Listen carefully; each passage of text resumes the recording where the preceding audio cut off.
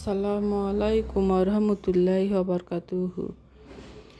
আমার মুসলমান ভাই বোনেরা, আজকে আমি আপনাদের কিছু মাসনুন দোয়া সমূহ বলবো, যা আপনারা অনেকেই জানেন আর অনেকে জানেন না, আবার জানেন আমল করেন না।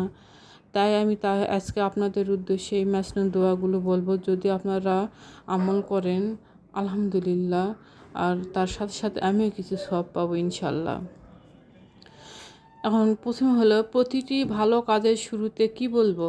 বিসমিল্লাহ। পড়া শুরু করার আগে কি বলবো? রাব্বি জিদনি ইলমা। দারুণ কিছু দেখলে বা শুনলে বলবো সুবহানাল্লাহ। কোনো ভালো কাজের ইচ্ছা বা নিয়ত করার সময় বলবো ইনশাল্লাহ। যে কোনো খারাপ কাজ বা অন্যায় হয়ে গেলে বলবো আস্তাগফিরুল্লাহ। ছোট বা বড় কোনো মুসলমানের সাথে দেখা হলে বলবো আসসালামু আলাইকুম।